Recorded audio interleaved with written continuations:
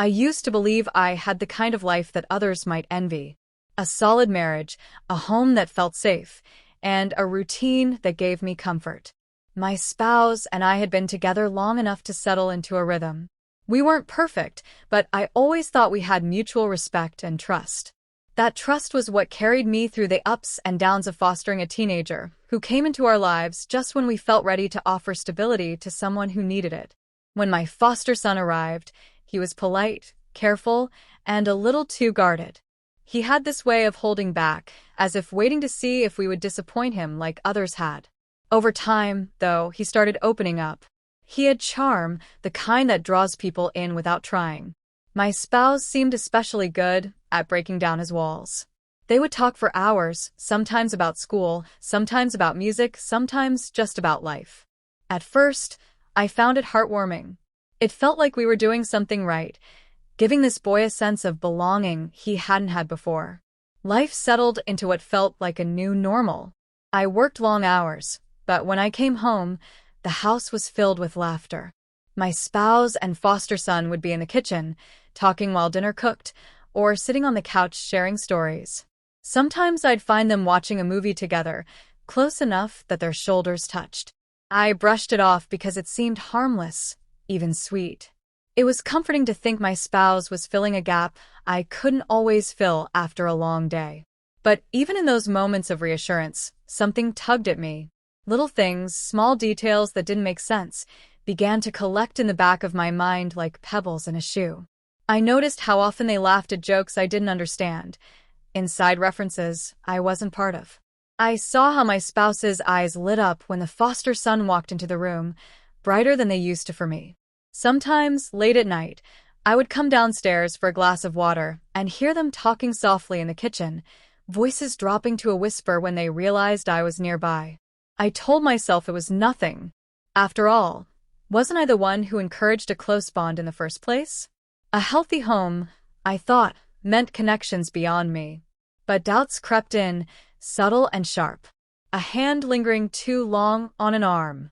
A playful shove that looked like it carried more intimacy than it should. Once, I came home earlier than usual and found them standing very close together in the living room.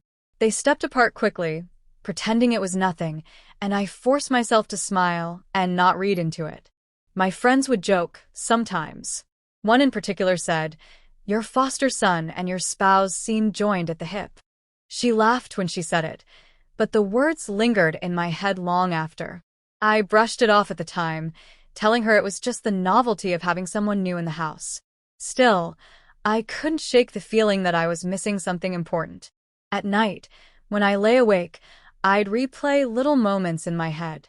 The way my spouse touched their phone more protectively than before. The sudden silences when I entered a room. The shift in my foster son's attitude toward me, still polite, but less open, less eager to connect. It was as if I'd been gently pushed to the side, no longer part of the bond that had formed under my own roof. I didn't confront anyone, not yet. I wanted to believe I was overthinking, that my imagination was cruelly twisting what was actually innocent. I reminded myself of my spouse's loyalty, of the vows we made, of the years we had built together. Surely, I told myself, those vows meant something still. And my foster son, he was young, vulnerable, in need of guidance. Why would I ever assume anything but pure intentions? But there were cracks in the foundation I couldn't ignore. A sudden excuse from my spouse to stay late at work, followed by the foster son being unaccounted for at the same time. A faint scent of unfamiliar cologne on my spouse's clothes. A message notification flashing across my spouse's phone that was hidden quickly when I glanced over. I wanted to ask questions, but fear of the answers silenced me. Despite the gnawing doubts, I clung to routine. I told myself I was just tired, overworked, maybe even insecure. I had built my life around trust, and to question it felt like tearing down everything I had. So I smiled when I didn't feel like smiling. I laughed along when I didn't understand the joke. I accepted explanations that barely made sense because the alternative was too painful to imagine. Looking back, I realized how desperate I was to preserve the image of stability. I didn't want to be the paranoid spouse, the one who couldn't handle change in the household. I thought I was doing the right thing by staying silent, by giving the benefit of the doubt. I thought silence meant strength. What I didn't know was that my silence was only giving space for secrets to grow. The truth was already taking shape behind closed doors, though I hadn't seen it fully yet. The subtle hints weren't just coincidences. They were signposts pointing toward a truth I wasn't ready to face. I can still remember one particular evening when I walked into the kitchen to find them both laughing harder than I'd seen either laugh in months. They stopped the moment they saw me, and the air felt heavier, as if I had interrupted something private. They made excuses, said it was just a silly story, but their eyes said more than their words. I brushed it off again, but a voice inside me whispered louder than ever. Something isn't right. At the time, I convinced myself life was fine, that my marriage was strong, that my role as a foster parent was being fulfilled. I carried on as though nothing was amiss, unaware that my world was already shifting under my feet.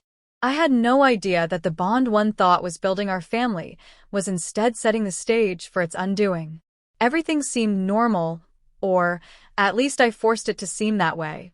But one night, when I least expected it, I stumbled onto something that would tear apart every illusion I had carefully held onto. Doubts that once whispered quietly in the back of my mind began to grow louder, and soon I could no longer ignore them. My spouse had always been steady, predictable, even comforting in their routines, but suddenly everything about them felt different. They guarded their phone like it contained state secrets, setting it face down on the counter or carrying it from room to room when they never used to. Their showers grew longer, timed at strange hours of the night, and I couldn't help but notice the faintest traces of cologne or perfume that weren't ours lingering afterward. The foster son mirrored this shift in subtler ways. Once open in conversation, he became evasive, answering questions with clipped words or vague half-smiles. When I asked about school or his day, he would brush me off, eager to retreat to his room. But with my spouse, it was different. Their conversations were full of energy, their laughter unrestrained. I could hear it through the walls, muffled but undeniable, the kind of laughter that carried intimacy. I started piecing together small inconsistencies, details that didn't line up when I replayed them in my head. My spouse would claim to have been at the grocery store, yet I'd find no bags or receipts. My foster son would insist he had been at the library, though his backpack showed no sign of books or notes. They didn't realize how closely I was paying attention, but suspicion had sharpened my awareness. Every glance exchanged between them, every pause in conversation when I entered the room, felt like evidence stacking against them. One day, I came across a receipt tucked into the pocket of a coat that wasn't mine. It was from a restaurant we had never visited together, a place far too expensive for casual dining. The receipt was for 2 meals, dated on an evening when my spouse had claimed to be working late. I stared at it until the ink blurred, convincing myself there could be an innocent explanation, but deep down I knew better. The realization lodged itself in my chest like a stone I couldn't dislodge. Even small slips in their words began to betray them. My spouse would mention a detail about a movie I hadn't seen, and later I would hear my foster son casually refer to the same scene. Once, he brought up a memory of a meal at a restaurant, one that I knew I had never shared, yet my spouse laughed along as if the story was theirs too. They looked at each other, then at me, and for a fleeting second, guilt flickered across their faces before they recovered and changed the subject. I started questioning myself, wondering if I was paranoid or insecure, but the evidence piled too high to dismiss. Still, I said nothing. Confrontation terrified me because once the truth was spoken, it could never be undone. So I carried the weight of my suspicions silently, going about my days with a hollow smile, pretending not to notice when the pieces of my life no longer fit together. The breaking point came one night when I returned home earlier than expected. The house was quiet, too quiet for the time of evening. My instincts told me to tread lightly, but my heart pounded so loudly it drowned out reason. I moved through the silence, every step a mixture of dread and certainty.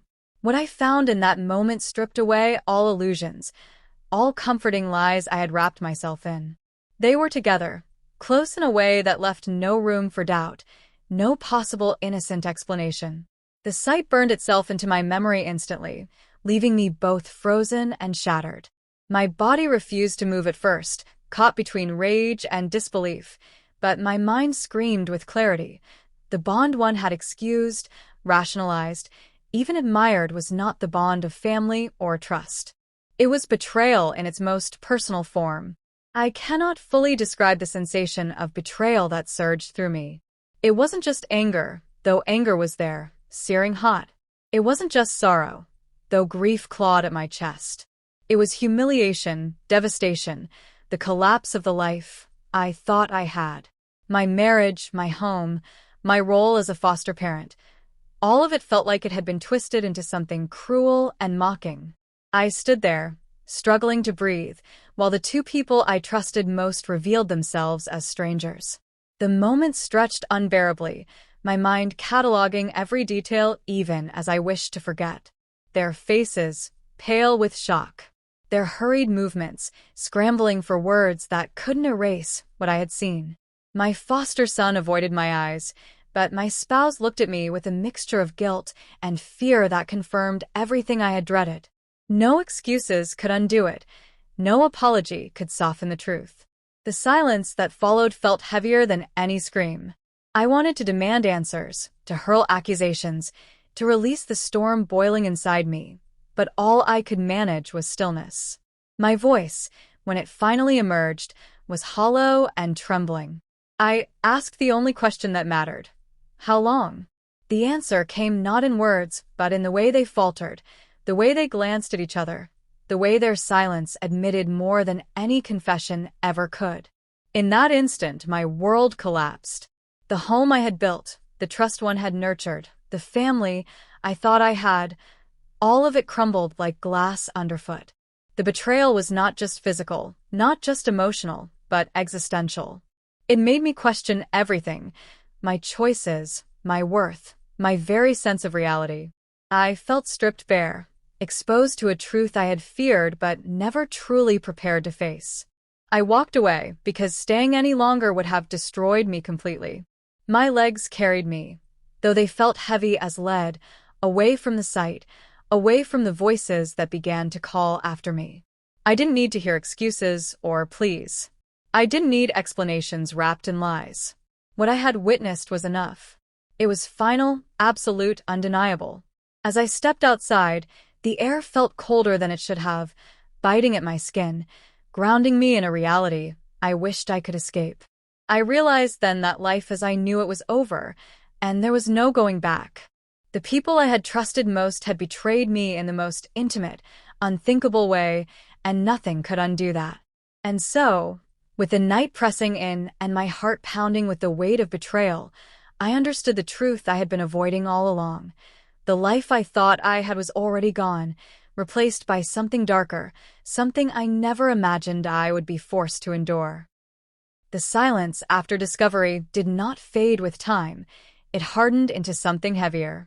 I avoided them for as long as I could, but living under the same roof meant confrontation was inevitable.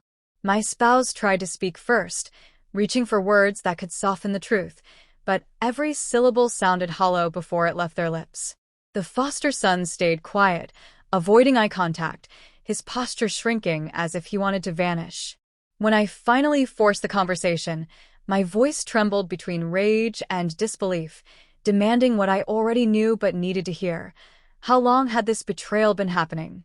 At first, my spouse denied it, insisting it was a misunderstanding, that what I saw wasn't what I thought. But lies are easy to spot when you've already seen the truth. I pressed harder, and their voice cracked under the weight of guilt. What followed wasn't a clean confession but a halting series of admissions, each one stabbing deeper than the last.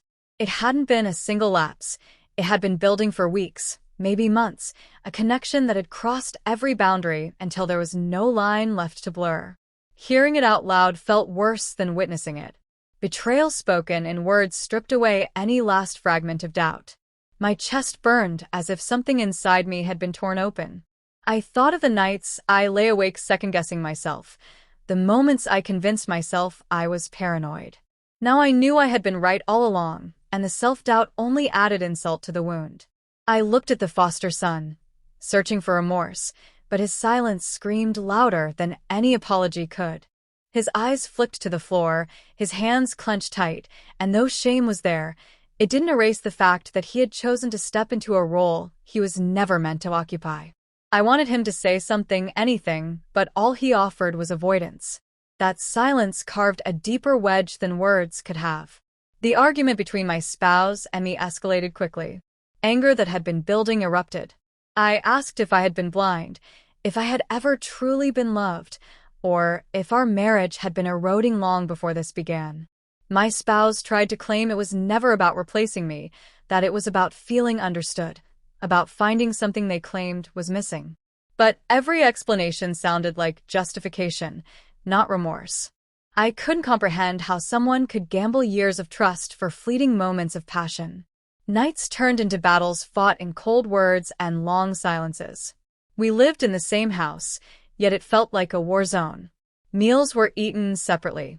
Doors slammed more often than they opened. The foster son kept to his room, stepping cautiously around the tension, but his presence was a constant reminder of what had been broken. I could feel my home, once filled with warmth, becoming a hollow shell echoing with resentment. I confided in a close friend because the weight was too much to carry alone. When I told them everything, their reaction was fierce.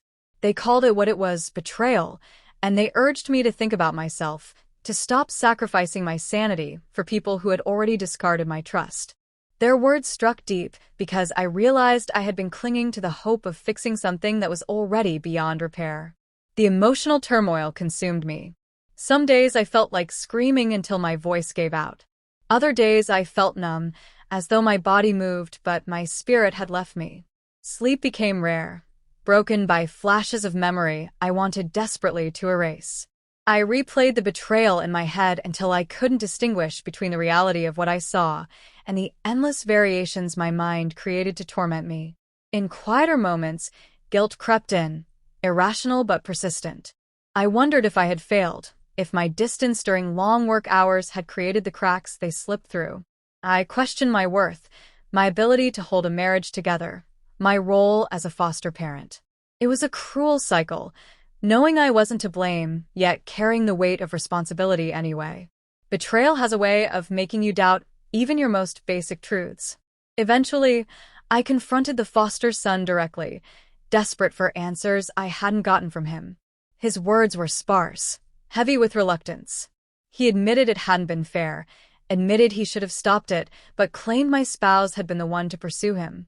Hearing that only twisted the knife deeper, because it meant my spouse had chosen not just to betray me, but to exploit someone I had opened my home to, someone vulnerable. It was no longer only about broken vase.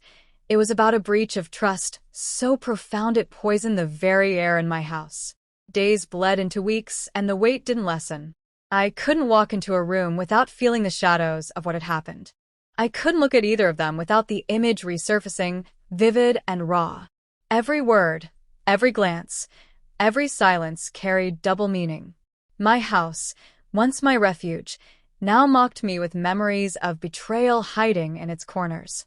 The more I tried to salvage something, the clearer it became that there was nothing left to salvage. My spouse apologized in fragments, but apologies without change meant nothing. They wanted me to believe it was a mistake, a lapse, but the length of time it had gone on told me otherwise. A mistake is a moment. This had been a choice made again and again until it was no longer an accident but a pattern. The foster son avoided me almost entirely by then, his presence fading from daily life. He was still there physically, but emotionally he had withdrawn, and I realized our bond, however fragile it had been, was gone.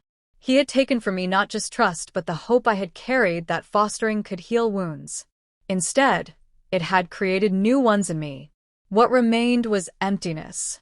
I would sit alone in the quiet and wonder how I had arrived here, how love had twisted into betrayal so quickly. I thought of the vows spoken years ago, of promises made, of trust given freely, and I felt as though I had been robbed not just of a spouse but of years of faith invested in someone unworthy. The betrayal had stripped me of more than love. It had taken away my belief in the foundation we had built. The house I once called a home now echoed with lies, and I knew I couldn't stay in this limbo forever. Every moment under that roof was another reminder of what had been destroyed. My choices were narrowing, and the future loomed uncertain, but one thing was clear. The life I had once trusted was gone, and I could never return to it. When the dust of anger began to settle, I was left with silence that was louder than any argument. Silence has a way of forcing you to face truths you've been trying to avoid. I knew then that I had reached a point of no return. My marriage wasn't just cracked, it was shattered, and no amount of patchwork could restore what had been lost. The realization was painful, but it was also strangely clarifying. Once I admitted to myself that trust could not be rebuilt, the path forward became clearer, even if it was heavy. The first step was deciding whether to stay or leave. My spouse begged for another chance, swearing it had been a terrible mistake, claiming they were willing to do whatever it took to fix things. But every word felt rehearsed, every plea empty. I didn't hear love in their voice anymore. I heard desperation to escape consequences. I knew that even if I forced myself to forgive, every touch would feel like betrayal. Every look would remind me of secrets whispered behind my back. A marriage without trust is nothing but an arrangement, and I refused to live in a lie. The foster son left shortly after the confrontation. Whether by choice or guilt, I don't know, but his absence was inevitable.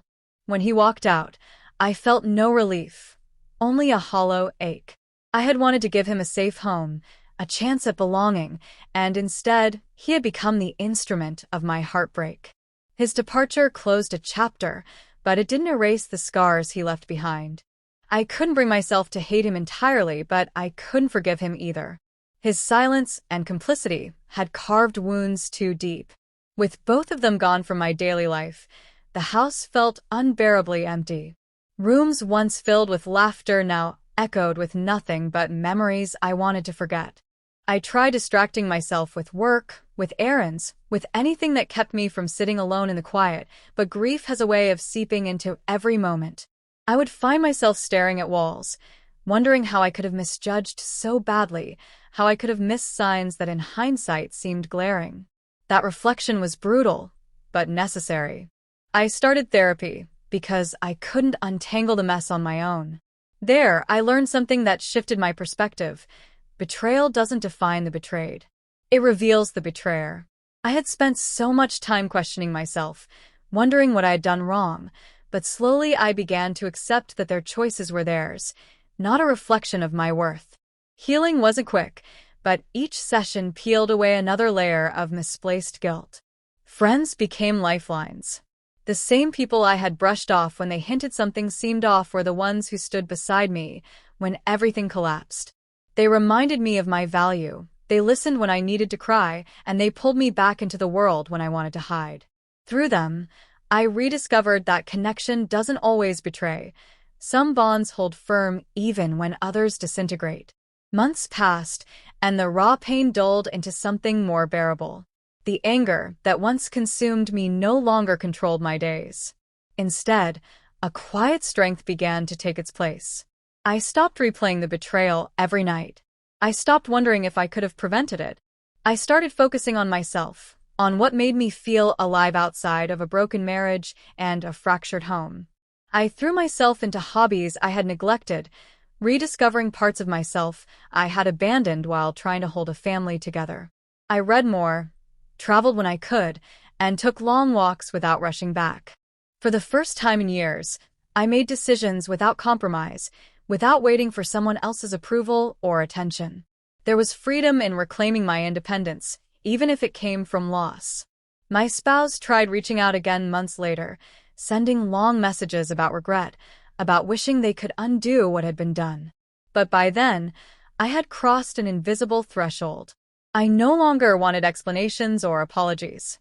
They could carry their guilt if they chose, but I would no longer carry it with them. Closure wasn't something they could give me. It was something I had to claim for myself. I realized betrayal doesn't have to define the rest of your life. It scars you, yes, but scars are proof of survival. What happened in my home will never leave me completely, but it no longer controls me. It serves as a reminder that trust must be earned and that my own peace cannot depend on someone else's choices. I cannot control what others do, but I can choose how I rise from it. Looking back, I understand now that what broke me also rebuilt me. I lost a spouse, I lost a foster son, but I found myself. I found the strength to stand alone, to value my own worth without needing validation from people who betrayed me. I found clarity in the aftermath, realizing that love is not supposed to hurt like that loyalty is not supposed to be conditional, and that betrayal is not something to excuse or minimize. The lesson, though bitter, is one I will carry forward. Never ignore the signs your gut screams at you. Never dismiss your instincts because you fear the truth. I had known something was wrong long before I admitted it to myself, but I silenced my own intuition out of fear of disruption. That silence cost me dearly. Now I know that facing the truth, no matter how painful, is always better than living in denial. Today, I am not the same person I was before everything unraveled. I am more cautious, but also more grounded. I no longer idealize love as unbreakable. I see it as fragile, valuable only when nurtured with honesty. I carry both the wound of betrayal and the wisdom it left behind. And while I will never erase what happened, I will not let it define me as a victim. I survived it, and in that survival, I found a resilience I didn't know I had. So while the story of my marriage and my foster son ended in devastation, my own story did not. It continues, reshaped, redefined, and stronger. Betrayal broke my world, but it did not break me. And if there is any meaning to be taken from the pain, it is this: you can lose everything you thought you needed and still discover that you were enough all along.